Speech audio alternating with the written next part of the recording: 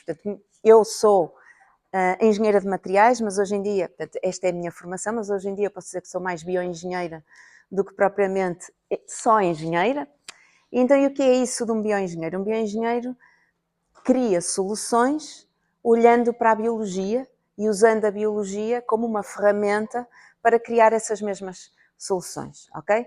Se pensarem num mecânico, o mecânico usa ferramentas que vocês conhecem muito bem para enfim, reparar um carro.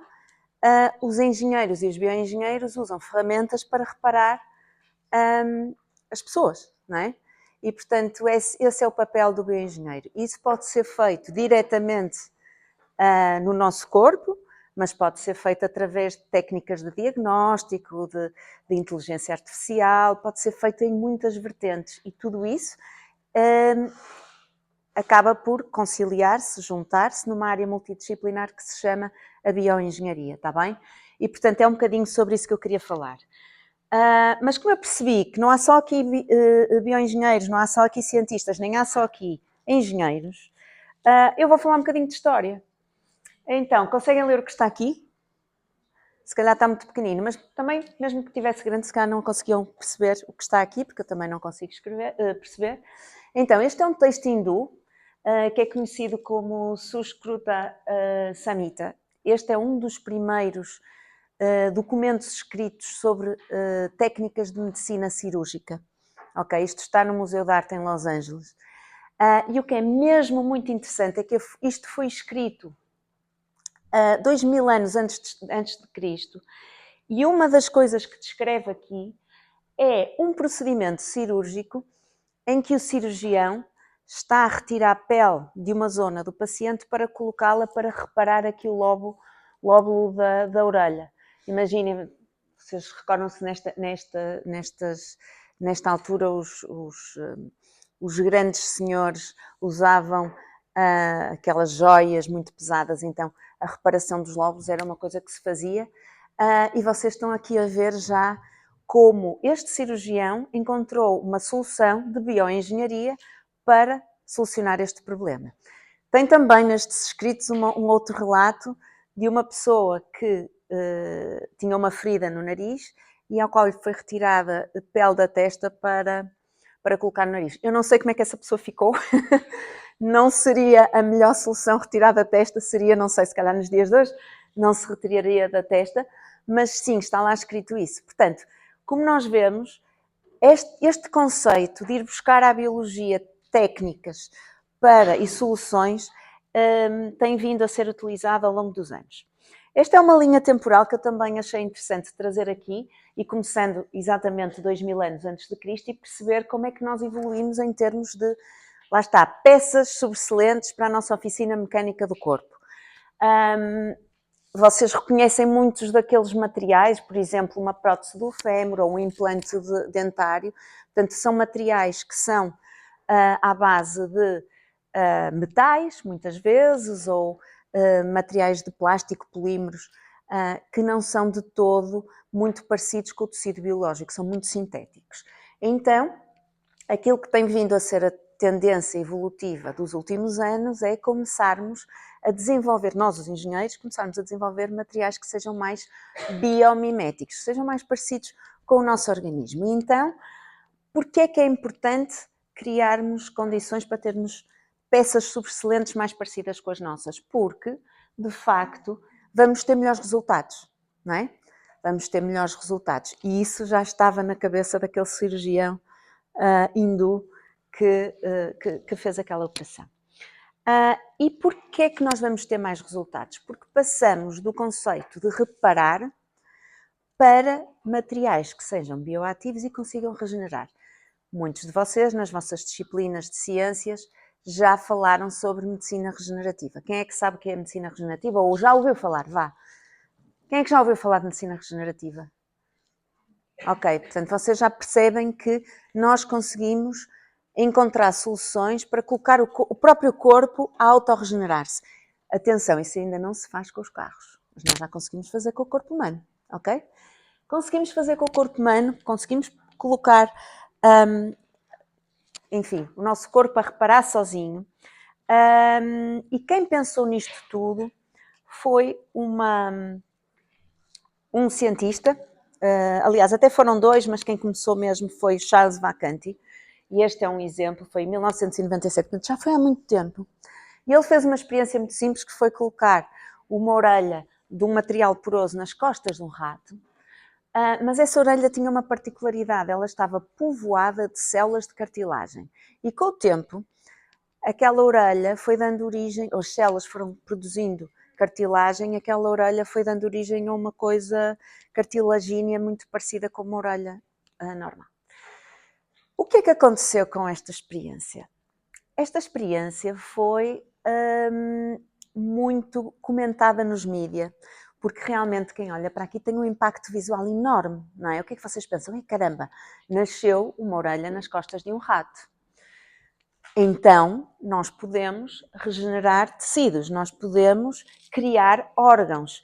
E este foi o resultado, ok? Saiu uma notícia na News, na Business Week, a dizer nós estamos na era da medicina regenerativa. Daqui a uns anos nós vamos poder regenerar órgãos, vamos poder regenerar fígado, pâncreas. Vocês estão a ver aqui a quantidade de órgãos que temos aqui, glândulas salivares, dentes. Portanto, isto foi um burburinho enorme, foi uma explosão de entusiasmo. Houve muitos movimentos, principalmente nos Estados Unidos, onde está a tecnologia ainda hoje de ponta, muitos movimentos no sentido de criar fundos e alocar financiamento para esta área, porque esta era a área, ok? Nós íamos completamente à Lua. Era isso que ia acontecer na área da bioengenharia. Mas o que é que acontece? Isto não foi assim, ok? Isto não aconteceu desta forma. Não aconteceu desta forma por uma razão muito simples. Porque aquela orelha ali não nasceu nas costas do rato, era uma orelha que foi pré-fabricada, foi lá colocada e, de facto, isto foi muito exacerbado. E por muito que os cientistas investigassem, não conseguiam chegar a regenerar órgãos completos em laboratório. Nós também não temos a capacidade, ou seja, se perdermos um braço, nós temos a capacidade de o regenerar? Não temos, não é? Mas há aqui uma coisa interessante, há uma pequena particularidade que é interessante. Existem animais que conseguem fazer isso. Vocês com certeza já deram nas vossas aulas o exemplo da salamandra, certo? Vocês conhecem.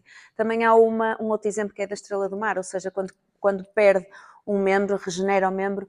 E qual é aqui a questão? É que regenera de uma forma muito especializada, muito completa, digamos, muito funcional. Pois é, mas vocês já tiveram essa capacidade. Vocês já tiveram a capacidade de conseguir regenerar um membro do vosso corpo. Sabiam? E sabem quando? Eu vou-vos mostrar.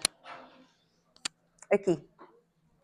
O que é que acontece? Nós aqui, neste estado de desenvolvimento, temos uma grande quantidade de células que são muito ativas metabolicamente, que são chamadas as células estaminais e que vocês também já todos sabem o que é. Neste momento, nós temos muitas células estaminais no corpo. Porquê? Porque elas estão precisamente a fazer esse trabalho de diferenciação em diversos tecidos. A mesma célula vai dar origem a diferentes tecidos, ok? Com a idade, nós vamos perdendo essa capacidade, essa atividade metabólica. Ou seja, se nós fizermos uma ferida, se houver aqui alguma questão no nosso corpo, nós não conseguimos regenerar da mesma forma, mas temos alguma capacidade. E essa capacidade já não nos é dada de uma forma completa, indiscriminada, mas nós temos reservas destas células em determinados locais do nosso corpo. Vocês sabem um local onde nós temos reservas destas células estaminais que ainda têm algum poder de se diferenciarem? Não muito, mas ainda têm algum poder? Na medula, exatamente, na medula, na nossa medula óssea. Então, estes senhores, o Bob Langer e o Charles Vacanti, estes 2 cientistas que puseram a orelhinha nas costas do rato, o que eles queriam mesmo fazer foi aquela orelha tinha umas células especiais, que eram células indiferenciadas que depois se diferenciaram em cartilagem. Então, nós sabemos que o ser humano tem estes nichos de células indiferenciadas estaminais, como é que te chamas? Kashi. Disse muito bem, retiradas da espinal medula. Então, a ideia pioneira na altura era retirar estas células do paciente e diferenciá-las em laboratório, termos aqui uma estrutura que ajudasse a que houvesse um material com alguma dimensão para reparar um defeito do tecido, ok? Isto começou tudo com a regeneração óssea até, ok? Portanto, este era o conceito. E então foi a loucura e foi aquilo que eu vos disse em termos de Business Week, de média, de grande quantidade de financiamento, etc. Mas, como eu vos disse, nós não conseguimos chegar tão longe, ok? Nós não conseguimos chegar tão longe ainda. Nos dias de hoje vocês sabem que se ficarem sem fígado, e espero que não fiquem, a única solução é um transplante, não é? E, portanto, nós sabemos que ainda não há fígados de laboratório ou outros órgãos. Mas vamos começar com um exemplo mais simples. A nossa pele. Pronto, eu vou-vos mostrar assim, eu já tapei algumas imagens que não são assim muito bonitas, mas isto é só para vos mostrar.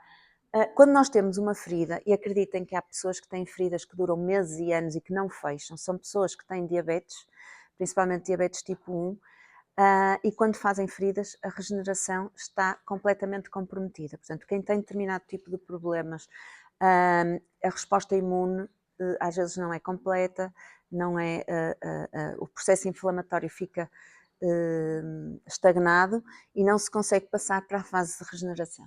Então, isto é mais ou menos o que os profissionais de saúde, neste caso são os enfermeiros, fazem quando estão a tratar uma ferida, ok? O que é que eles fazem? Eles vão limpar a ferida, depois a seguir vão avaliar a ferida, perceber se a ferida tem exudado, que é um líquido que sai da ferida, enfim, pronto, perceber o que é que tem em mãos e depois o que é que temos? Temos biomateriais, temos materiais de penso, uma panóplia enorme de tipologias de materiais, uns que absorvem, outros que não absorvem, outros que hidratam, outros que secam. Bem, uma série de coisas e eles no momento, ali naquele momento, têm que decidir rapidamente o que fazer, ok? Mas o que é que eles estão a fazer? Eles estão a fazer algo que é um bocadinho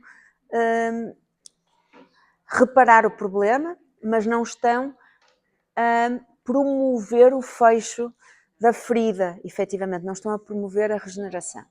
Então, o exemplo da pele é excelente porque esta é uma área em que, de facto, a medicina regenerativa já avançou um bocadinho mais.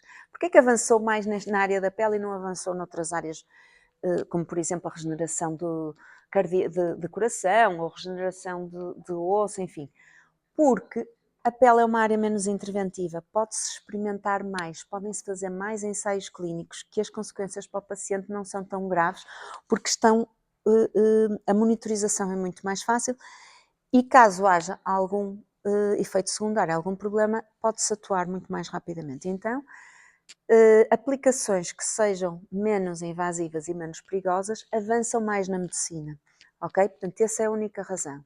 Então, aqui temos o primeiro produto que apareceu de engenharia de tecidos que foi produzido em laboratório para aplicação em humanos.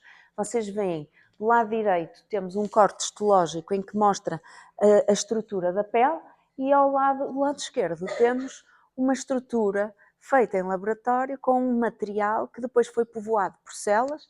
Temos a camada epidérmica e a camada dérmica, ok? E vou-vos mostrar agora a aplicação, e que isto saiu do laboratório, não é? E agora a aplicação clínica. Vocês estão a ver aqui qual é a vantagem deste tipo de materiais. Este tipo de materiais tem o efeito de promover a regeneração e evitar a cicatrização. O que é a cicatrização? A cicatrização é o nosso corpo desesperado a tentar produzir, as células a produzirem colagênio, e como tem que produzir rapidamente, porque tem que fechar a ferida para evitar a infecção, produzem tanto colagênio que não têm tempo para se organizarem e para produzir uma matriz de colagênio normal. Por isso é que a pele cicatrizada é mais rígida, é mais fibrosa, não tem nada a ver com a pele normal. Se vocês, eu não sei se vocês sabem, mas uma pessoa que tenha, por exemplo, toda a extensão do braço queimado e que depois faça a cicatrização da pele, se o processo for de cicatrização e não de regeneração, se a pessoa ficar com a pele assim, com o braço assim, não consegue depois esticar o braço. Porque a pele que cicatriza não tem elasticidade, a mesma elasticidade que a pele normal. Portanto, vê-se muitas vezes casos de queimaduras em que os pacientes ficam com os perdem mobilidade, inclusivamente, porque não têm a mesma elasticidade. Portanto, este é um caso muito importante.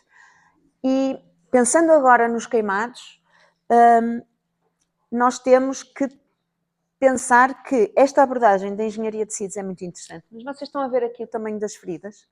Feridas muito pequeninas. Porquê? Isto são tecnologias muito caras, dispendiosas, muito complexas e que só funcionam em pequenas extensões, porque é impossível produzir grandes extensões de tecido.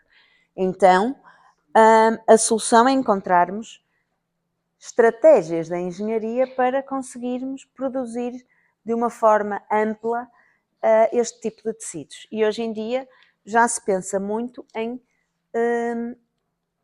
promover a impressão, máquinas para imprimir pele, para conseguirmos ter mais extensão de pele impressa. Pronto, isto também parece uma ideia muito futurista. Isto é só uma rápida explicação do que é a impressão. Portanto, é um processo que permite produzir estruturas que não imaginem que estão a imprimir como se fosse uma impressora 3D, mas essa impressão não tem só material, tem células também. E, portanto, é por isso que é chamada bioimpressão. E consegue-se fazer. Este é um exemplo, por exemplo, em laboratório, em que conseguimos imprimir uma derme e uma epiderme. Isto até foi feito por uma aluna minha, doutoramento. Conseguimos imprimir uma derme e uma epiderme e termos resultados celulares, cultivar queratinócitos na epiderme e fibroblastos na derme e termos aqui uma estrutura relativamente parecida, ok? E a ideia da impressão é para conseguir imprimir em larga escala. No entanto, isto é muitíssimo complexo, ok? Mas já temos algumas marcas conhecidas a pensar nisto, ok? Temos, por exemplo, a L'Oréal a trabalhar muito em impressão 3D e em produção de pele artificial. Porquê? Porquê é que a L'Oréal está tão interessada nisto?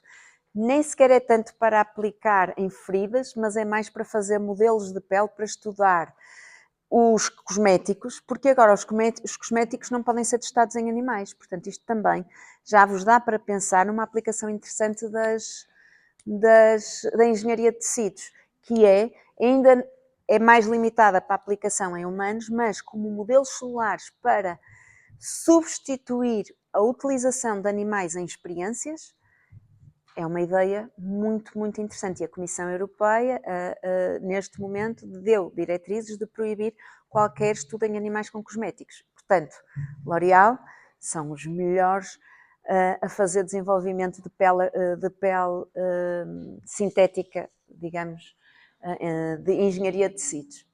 Portanto, mas se virem isto, não se acreditem, está bem? Nada destas imagens são reais. Eles não estão a fazer isto, ok? Mas isto poderá eventualmente ser o futuro, mas para já não, ok? Uma outra empresa que é muito interessante, e esta sim está a fazer serviço público direto, e está a contribuir para melhorar a qualidade de vida dos pacientes, é uma empresa chamada Cutis, está ali o nome em pequenino, por acaso devia ter posto maior, é uma empresa suíça, e eu acho muito interessante esta empresa, porque eles estão a ver isto é pele artificial, produzida em laboratório, e eles já estão a fazer ensaios clínicos. Okay? Eles estão a colocar isto em pacientes queimados e com excelentes resultados. Eles já estão na última fase de ensaios clínicos, que é a fase 3, em que fase 1, fase 2, fase 3, os ensaios clínicos aumentam a população. Se passa com uma população menor, depois vai aumentando, ok? Portanto, isto é mesmo muito interessante. Mesmo assim, temos desafios. Quais são os desafios? Regulamentares e de segurança. Ou seja, estamos a trabalhar com materiais que têm que ser completamente estéreis, temos que formar os médicos para utilizar estas novas soluções de bioengenharia, porque os médicos são muito tradicionais, eles gostam de pôr o penso e os enfermeiros, portanto, isto é tudo muito mais complexo. Portanto, cabe-nos a nós, aos bioengenheiros, ensinar, ou seja, primeiro desenvolver, mas depois mostrar como se faz.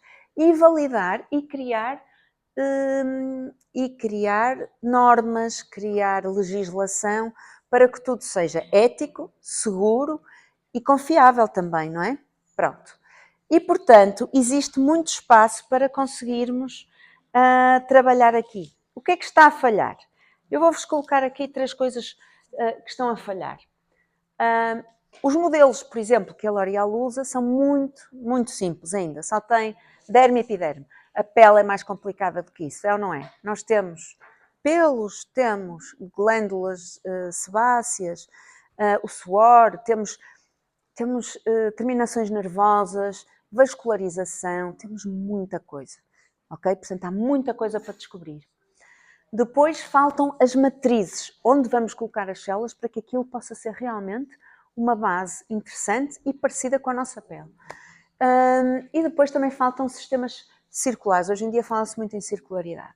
Então eu vou-vos mostrar rapidamente uma solução que eu acho que o meu tempo está a acabar, não está?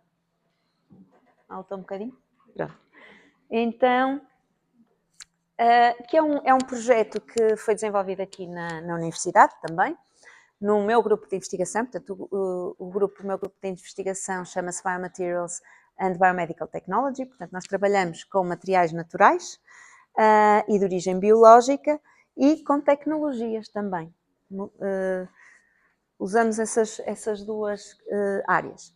Então, qual é a ideia? A ideia é começar com uma base biológica que possa existir em grande escala para responder às necessidades da área, em particular na questão das queimaduras, porque quando existem grandes extensões de queimados, os enxertos de pele normalmente funcionam para pequenas extensões, ou seja, a pessoa, lá está como o senhor hindu que tirava de um lado para pôr no outro, mas se a extensão de pele queimada for muito grande, nós não temos de onde tirar para colocar e precisamos de agir rápido. Precisamos de produtos de grandes dimensões, pele de grandes dimensões, e precisamos de baixo custo. Precisamos mesmo de baixo custo, ok? Então esta é a solução que nós estamos a desenvolver aqui na universidade e eu achei interessante trazê-la porque nós temos uma parceria com uma empresa do setor alimentar. Portanto, isto já vos dá uma ideia da multitransdisciplinariedade que se pode criar com estas situações, com estes projetos, que é a Costadoria Nacional. Isto é uma empresa que é líder no mercado na produção de chapéus a partir de pelo de coelho, ok? Eles exportam para todo o mundo e importam ou recebem peles de coelho de toda a Europa. Portanto, a partir de pele de coelho, recebem peles de coelho de toda a Europa, retiram o pelo, fazem todo o processo de feltragem para chapéus. Eu devo-vos dizer que os chapéus, por exemplo, dos cowboys, etc., são todos feitos aqui, em São João da Madeira, ok? Portanto, isto é super interessante porque estamos a falar de uma empresa que a maior parte das pessoas não conhece, mas que detém 40% da cota de mercado a nível mundial dos chapéus. E os chapéus são muito usados, principalmente por questões religiosas, em todo o mundo. Parece que não, mas são. E, portanto, é muito interessante. Só que o que é que eles têm? Eles têm como resíduo 70% do material que entra. 70% é resíduo, porque eles só tiram o pelo. Então, o que é que acontece? Eles geram 5 mil peles por dia. Isto foi para vos acordar. Está tudo pensado. 5 mil peles por dia de derme de coelho, que é um resíduo. O que nós fazemos é utilizar essa pele de coelho que nós descobrimos que tem bastantes afinidades com a nossa pele, ao contrário da pele bovina, que é muito mais grossa, ou suína, etc. E transformamos isto num produto de alto valor acrescentado. E é muito interessante porque nós já fizemos aquilo que se chama hoje em dia na área dos negócios um benchmarking, ok? Nós estamos a transformar este produto, então temos que trabalhar com os nossos concorrentes. Estes produtos que vocês veem aqui, o Matrigel, o Episkin da L'Oréal, vocês estão a ver ali, produto da L'Oréal, Matriderm, são produtos que estão no mercado, vocês sabem com que é que são feitos, ou seja, se vocês tiverem uma queimadura, vocês podem pôr um destes substituto de pele. São feitos à base de pele de porco, ok? Pronto, e nós estamos aqui a endereçar a pele de coelho, e vocês veem que temos aqui em termos de propriedades, melhores resultados. Nós estamos a fazer todo o percurso, desde o laboratório até ao mercado. Ainda não chegamos ao hospital, mas já estamos a falar com médicos. Nós começamos a falar com médicos desde o primeiro dia. Aqui está o papel do bioengenheiro. O bioengenheiro tem que saber falar com os engenheiros, mas também tem que saber falar com os médicos. Porque se os médicos não nos dizem o que é que nós precisamos, não é? Se o dono do carro não diz o que é que se passa com o carro, nós até podemos adivinhar, não é? Olhar para o carro e tentar perceber, mas é mais difícil. Ok? Portanto, é aqui que nós estamos.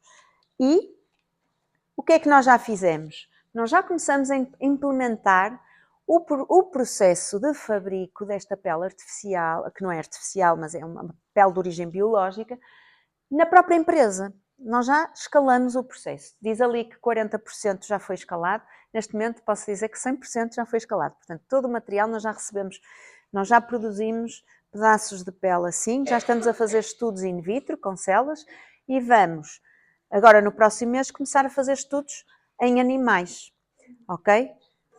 Temos que, para aplicação em humanos, temos que fazer em animais. Na cosmética já foi proibido, mas para aplicações em humanos temos mesmo que fazer em animais, ok? Temos o processo patenteado e estamos a ir, como deve ser, a programas de empreendedorismo, etc. E, portanto, estamos a trabalhar nesse sentido. Portanto, vocês veem aqui que o papel do bioengenheiro pode ser também o do empreendedor, ok? Que era esta um bocadinho a ideia que eu também vos queria passar. Pronto, isto só para vos mostrar a equipa, que nós temos pessoas da universidade, temos pessoas da empresa e temos pessoas do hospital, ok? Neste caso é o Hospital de São João. Estão a ver como é que estas questões se articulam? Isto é super interessante porque um bioengenheiro vai sempre trabalhar num ambiente muito, muito rico em termos de perspectivas, de comunicação com outras áreas.